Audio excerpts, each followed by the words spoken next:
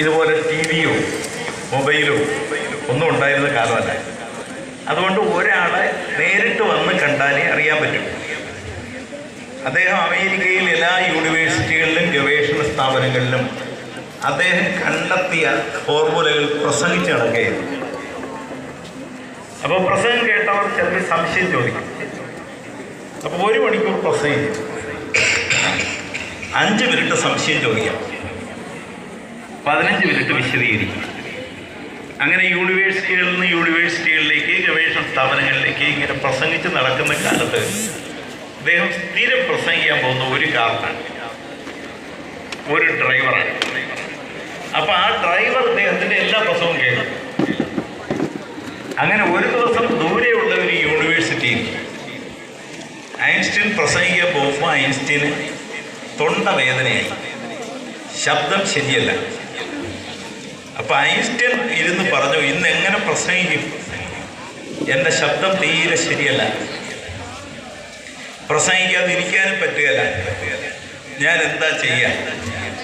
അപ്പം ഇത് മുഴുവൻ കേട്ട് കാണാതെ ഇങ്ങനെ പഠിച്ചു വച്ചിരിക്കുന്ന നമ്മുടെ ഡ്രൈവർ, പണ്ടങ്ങനെയാണ് സാമ്പശിവത്തേക്ക് ഒരു കഥ പോയി കേൾക്കുമ്പം നിരക്ഷരകുക്ഷിയായ കശുവണ്ടി തൊഴിലാളിയാണ് കാണാതെ പഠിക്കുന്നത്.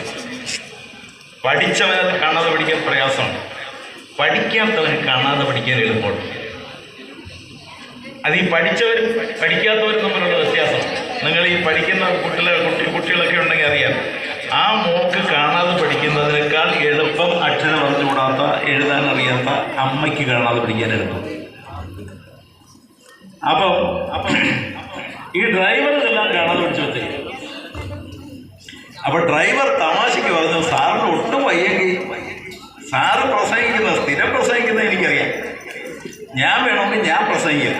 ഇത് ഡ്രൈവർ, അയാളുടെ ആത്മവിശ്വാസം കൊണ്ട്, അയാൾ അധ്വാനിക്കുന്ന മനുഷ്യനായതുകൊണ്ട് അയാൾ പറഞ്ഞതാണ്. പക്ഷേ ഐൻസ്റ്റീൻ അത് കാര്യമായിട്ട് എടുത്തു.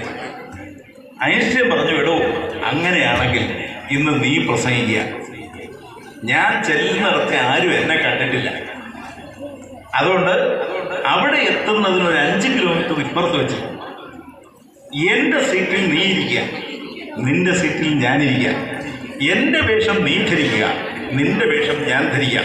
അപ്പം ഞാൻ ഡ്രൈവറാണെന്ന് അവർ കരുതും, ഞാൻ കാണികൾക്കിടയിൽ ഇരിക്കുക, നിന്നെ അവർ വേദിയിൽ കൊണ്ടുപോയി ഇരുത്തും, നീ പ്രസംഗിച്ചാൽ മതി. അപ്പോഴാണ് ഈ ഡ്രൈവർക്ക് അതിൻ്റെ ഗൗരവം മനസ്സിലായത്. ഡ്രൈവർ പറഞ്ഞു, സാറേ എനിക്കത് പറ്റുകയില്ല. അപ്പോൾ ഐൻസ്റ്റീൻ പറഞ്ഞു, പറ്റും, ഇയാൾക്കത് പറ്റും, ഇയാളത് ചെയ്യും. 5 കിലോമീറ്റർ ഇപ്പുറത്ത് വണ്ടി നിർത്തുക. അപ്പോൾ വണ്ടി നിർത്തി. ഐൻസ്റ്റീൻ്റെ കോട്ടും സ്യൂട്ടും ഹാറ്റും അല്ല, ഡ്രൈവർ അണിഞ്ഞു. ഡ്രൈവറെ കാക്കി പാൻസും ഷർട്ടും ഐൻസ്റ്റീനും അണിഞ്ഞു. അപ്പോൾ അവിടെ ചെന്നിറങ്ങിയപ്പോൾ ബാക്ക് സീറ്റിലിരിക്കുന്ന ഐൻസ്റ്റീൻ്റെ വേഷമിട്ട ഡ്രൈവറായ മനുഷ്യനെ തെറ്റിദ്ധരിച്ച് സംഘാടകർ കൊണ്ടുപോയി വേദിയിലിരുത്തും. യഥാർത്ഥ ഐൻസ്റ്റീൻ ഡ്രൈവറെ വേഷത്തിൽ ഇരുന്നതുകൊണ്ട് അയാൾ പോയി കാണികൾക്കിടയിലിരുന്നു. അപ്പോൾ ഈ ഡ്രൈവറെ ആദരവോടെ പ്രസംഗിക്കാൻ പഠിച്ചു.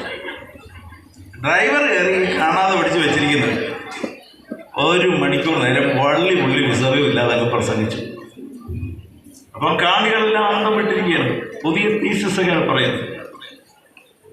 അപ്പം അന്ന് പക്ഷേ സംഭവിച്ചത്, കേട്ടുകൊണ്ടിരുന്ന പ്രൊഫസർമാരിൽ ഒരാൾ അതുവരെ ആരും ചോദിക്കാത്ത ഒരു ചോദ്യം പ്രസംഗിക്കുന്നവരോട് ചോദിച്ചു. അപ്പം അതുവരെ ചോദിച്ച ചോദ്യമാണെങ്കിൽ മറുപടി പറയായിരുന്നു, ഇത് പുതിയ ചോദ്യമാണ്.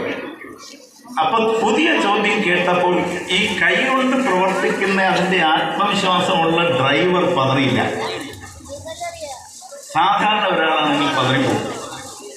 അപ്പം ഡ്രൈവർ ആത്മവിശ്വാസത്തോടെ അവിടെ നിന്ന് പറഞ്ഞു, ഇതെന്തൊരു സില്ലി ക്വസ്റ്റ്യൻ, ഈ ക്വസ്റ്റ്യൻ എന്തിന് ഞാൻ ഉത്തരം പറയുന്നു, ഇതിനെന്ത് ഡ്രൈവർ ഉത്തരം പറയുന്നു, വന്ന് ഒരു ഉത്തരം പറയണം. അപ്പം യഥാർത്ഥ ഡ്രൈവർ വേഷത്തിലിരുന്ന ഐൻസ്റ്റീൻ വേദിയിൽ വന്ന് അത് വിശദീകരിച്ചപ്പോൾ ഈ ചോദിച്ച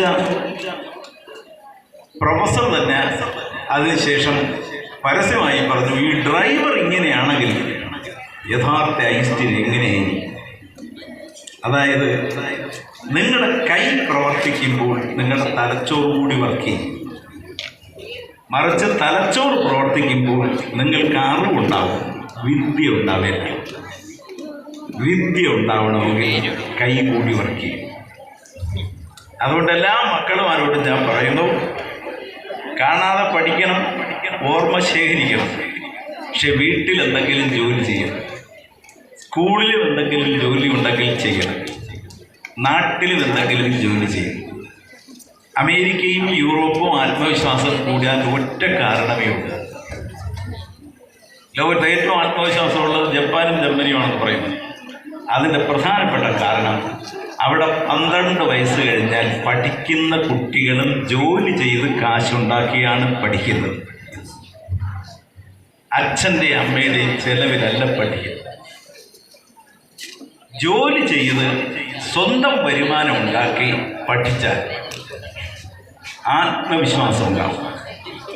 മറിച്ച് ജോലി ചെയ്യാതെ അച്ഛൻ്റെയും അമ്മയുടെയും ചെലവിൽ അവർ ഗൾഫിൽ പോയി പണിയെടുക്കുമ്പോഴോ അല്ലെങ്കിൽ നാട്ടിൽ പണിയെടുക്കുമ്പോഴോ അതിൻ്റെ ചെലവിൽ പഠിച്ചാൽ അറിവുണ്ടാവും, ആത്മവിശ്വാസം ഉണ്ടാവില്ല.